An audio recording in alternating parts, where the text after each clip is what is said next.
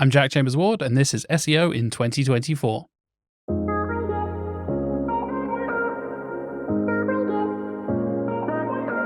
Jack, what's your number one SEO tip for 2024? I think we should be harnessing more informational content for our e-commerce sites. Okay, so why is informational content so important for e-commerce sites? Because I think a lot of us, when we're working in e-commerce, we focus on the product pages, the category pages, all that kind of like lovely transactional search intent kind of pages.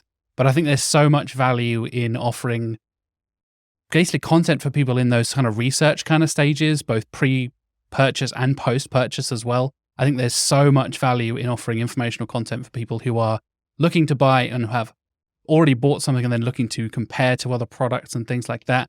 There is so much opportunity, and especially with what Google has been shifting with things like EAT and talking more about building trust and experience and expertise and authoritativeness, I think we need to rethink our overall kind of content strategy. Don't just be chucking blog posts onto your e-commerce site and hoping for the best. You need a longer term, more thought out strategy. Understood. Okay. And can informational content help at every stage of the customer journey, or is there only at a specific stage that you're thinking of? I'm thinking across the journey pretty much, like pre-purchase stuff. So thinking research stages, you're thinking sort of pros and cons articles. I know Google has really kind of pushed for a lot of that stuff in terms of being honest about your products essentially, and not just saying like, we have the best product in the world and this is why you should buy it. Be honest about the pros and the cons, and you then establish that kind of trust, not only with search engines, but that honesty also builds up trust with your users and your customers as well, right? I think if you read an article that is very preachy about a particular product or service compared to an article that is very honest and say, actually, we don't do this and some competitors do this better, but we do this thing or this part of our service particularly well, I find myself gravitating towards those kind of brands a lot more. And then when it comes to post-purchase stuff, I think how-to guides, how to use the service, how to get the most out of it, how to use the products. Something I've been doing a lot is a lot of DIY since I bought my house earlier this year, and finding like so many e-commerce sites having that how to use our products in this specific situation, so much DIY stuff has been really useful for me. And I'm now considering, well, if they've got really good guides, they know what they're talking about. So maybe I should buy from them in the future as well. Absolutely. And a good example of why SEO needs to be involved in many different steps of the process and not just the initial research phase. Because of course, if you're involved in that post-purchase phase, then perhaps you have an impact on perhaps people becoming brand evangelists in the future. Absolutely. Yeah. I think the real big value to this is the lifetime value of that user, of that customer, right? When you've got people, let alone before they even become evangelists, but just returning customers is a nice thing to have. And I know that can be pretty competitive and pretty difficult in a lot of different niches. But then exactly as you say, David, getting brand evangelists to then, oh, I read this fantastic article on this website about how to use this product. You should buy it from them as well. Getting that word of mouth, getting people to talk about your brand because you're offering such informational, unbiased content, I think is a really, really powerful tool. Absolutely. It's a lot cheaper and easier, of course, to sell to existing customers than try to attract new ones. So it would be great to dive into maybe different types of this type of content that you're recommending. So how about how-to articles? How does informational content fit ideally into how-to articles? So how-to is a big thing. I know Google recently updated their schema on how-to, earlier in 2023. They were talking about how they're shifting a lot of ways they understand how-to. And I think how-to is an important part of that post-purchase journey. And because you need to learn how to use the product, you may have bought the product but not know how to use it. And when you have things like FAQs, I think are a huge important part of that. We have so many easy questions, easy things like PAA data, people also ask data you find on Google SERPs, right? That is a rich well of content for, people are asking these kind of questions, you should be answering them.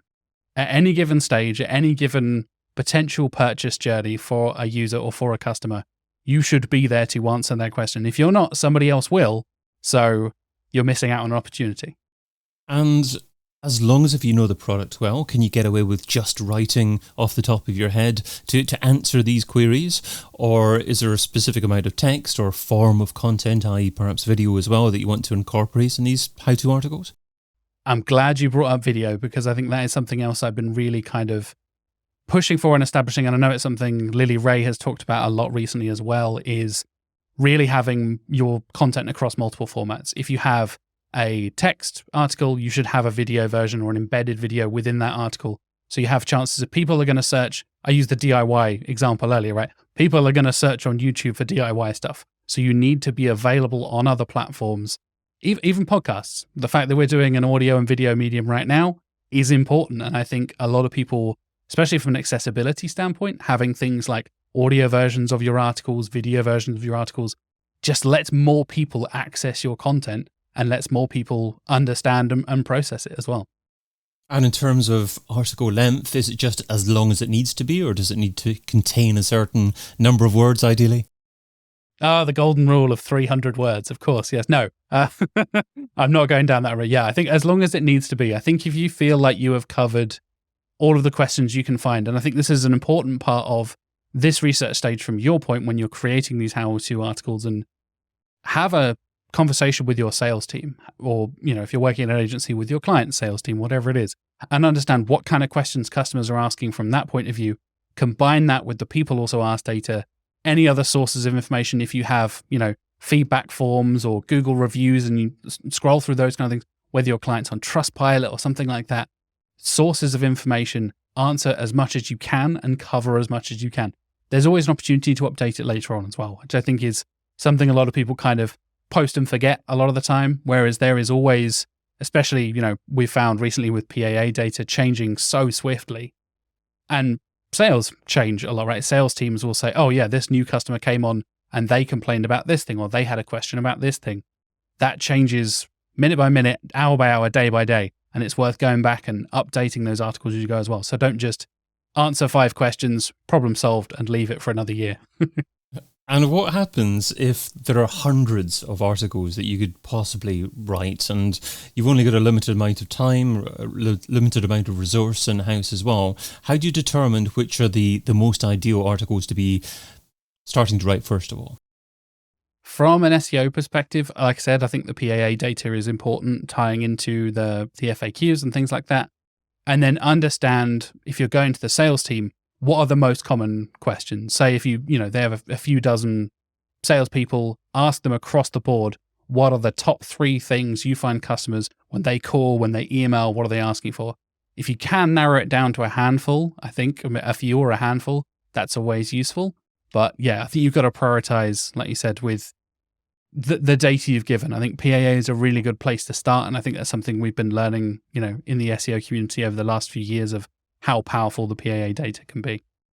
And EAT, of course, is still very important. Google are giving that greater emphasis, if anything, at the moment.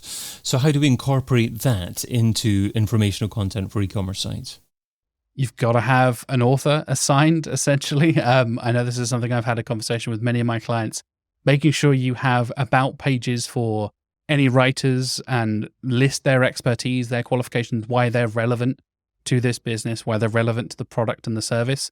For example, I worked with a medical client who deals with like first aid supplies and hospital supplies and stuff like that. And you need to know that they are quality products. That is very much leaning into the YMYL side of things. So you need to clearly demonstrate you know what you're talking about. You can show your expertise. And with things like the pros and cons articles, show firsthand experience with that thing as well. Say, oh, this was actually, comfortable in the hand to use compared to this other thing. And it's actually a bit smaller than this similar product. So maybe it's better for transporting. But if you want a, sturdier product, maybe go for the larger model and things like that. Real life, actual expertise and experience, I think, goes a long way. And as we know, Google have added that extra E to EEAT for a reason. We're talking about e-commerce. Now, the challenge with e-commerce is that there's often seasonality in terms of the product demand. So how do you deal with landing pages that often don't have necessarily any search volume, and perhaps a couple of months later might have significant search volume? Yeah, I think the seasonal landing page thing is something I've been talking about a lot with my e-commerce clients over the last sort of 6 months or so, where keeping a year neutral URL, I think, is key. So you can maintain that single URL when it comes back around again. So if it's going to be seasonal, if you're working up to a Christmas thing or a particular holiday, you're building up to a Black Friday in terms of e-commerce, you can have a Black Friday page that is, your domain / Black Friday or whatever it is, and have that as a single neutral landing page that doesn't include Black Friday 2024 or Black Friday 2023. Because as soon as you change that, you lose some of that power of that page. Essentially, if you can avoid changing that URL, you should. So having neutral, essentially evergreen pages that will work year on year that you can keep coming back to. I mentioned earlier with the how-to articles, keep those up to date as well, because people start searching for stuff way earlier than you think they do. Because people are searching for stuff now, at time we're recording this just well before Christmas, and people are already searching for Christmas stuff now. My mother-in-law bought a Christmas present through the door the other day, and I was horrified because I'm a late shopper kind of person. But people are already searching for this kind of stuff. And I was talking to my client the other day, and I was talking about, we need to get the Christmas stuff sorted. And they were like, we are already on that. We are ready to go 3-4 months in advance. We are planning our stocks. We are buying all of the necessary things. So there's a lot of lead up to it. You could pretty much just work on seasonal pages and keep yourself busy with the amount of research and things that go into big leading up to big sales days and big holidays as well. So let's stick with the Black Friday example. So if it rolls round to January, February, just after Black Friday, do you want to make that an orphan page but retain the URL so you can use it at some point in the future so it's less likely to be indexed highly? Or do you want it to keep it having internal links pointing to it so that it is ranked a bit but not quite as high as it was before? What's your approach for that? I would keep it linked, but maybe not. So for example, when it comes up to the actual sale, really, really highlight it. Link to it on the homepage. If there's an option to link to it in the main menu or highlight it in the central nav, do that. If there is a way to simply just kind of let it get on with it and just leave it there, fair enough. But I think you're totally right. There is an option there to not completely, don't no index it, don't completely orphan it or anything like that. You will lose traction over the long term. And there is a reason to keep those links kind of healthy, but maybe don't quite shout about it as much. If there are already internal links from product pages or articles and people can still purchase through that page, there's no harm done, in my opinion. I think there's a lot of people who would then completely remove that page, completely, 404 it, even 410 it, I've seen a few times. And then you lose a lot of traction. You don't build up that consistent kind of evergreen content I was saying about. So I think there's a lot of value in keeping that URL going, even if it is just kind of bubbling away in the background while it's not the primary focus of the business. Understood. So maybe have some kind of footer link to a page that says something like seasonal promotions, and then from that page, have your link to your Black Friday sale page, and then perhaps above the content on that page, say something like, here's some of the products that we featured last year. We look forward to being able to offer you another great sale doing Black Friday next year, or something like that. I did almost exactly that with a client earlier this year, yeah. Okay. You took the words right out of my mouth, David. Yeah, we actually had a little section that was like a sales section, and it included everything that was currently on sale, but also included links to here are our seasonal deals. So they had, for example, wedding season deals, there were Easter deals, there was Valentine's Day stuff, and you can still buy those products year round. So the links are still valid, people can still convert and buy those products, but you're not necessarily shouting about it. But you have, like you said, that central landing page that is essentially a hub page of all the different promotional and seasonal kind of things that works well for people if they do end up there, and also lets people get out of there if they land on there by accident somehow and want to access other products and find the rest of your range. And you also touched on FAQs. So how do you optimally structure FAQ pages? I mean, for instance, are they a category on your blog? And I would imagine that you use some form of schema with them as well.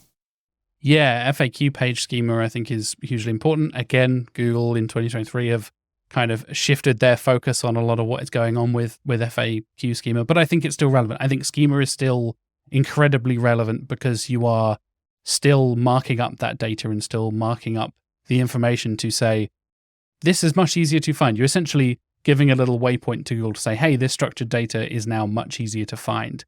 And even if it's not going to be featured on featured snippets as much and they're reducing the overall visibility, I think there is still a lot of value in FAQs. I think there are quite a few different places you can go with FAQs, and this is very much looking at again, coming back around to search intent. I think there's value of having FAQ on your product pages. There's value to having FAQs in a standalone. If they're for the overall business, having an FAQ page for kind of covering a bit of everything is also a valuable approach. And I think having categories and including them in your blog posts, and then perhaps linking to those product pages where they answer product specific stuff. If you think there is that kind of transactional intent behind it, you can clearly tell if somebody is asking this question, they're probably wanting to buy this product. There is a reasonable assumption there to include those FAQs on product pages themselves, because you're already kind of targeting that transactional content and that intent with that page already. If an SEO is struggling for time, what should they stop doing right now so they can spend more time doing what you suggest in 2024? In 2 words, disavowing links. I think this is the thing that nobody should be bothered doing in 2024. Chances are Google already knows about them and has already essentially discredited those bad links. And a lot of sites will get false positives essentially from a lot of different third-party tools. So don't worry about disavowing links. Unless you know you've been hacked and there are some serious problems that you've had a security flag on Search Console or something like that, don't worry about disavowing links in 2024. Jack Chambers-Ward is Marketing and Partnerships Manager at Candor, and you can find him over at withcandor.co.uk. Jax, thanks so much for being part of SEO in 2024. Thanks so much for having me, David. It's been a pleasure. I've been your host, David Bain. Get your copy of SEO in 2024, the book, over at SEOin2024.com.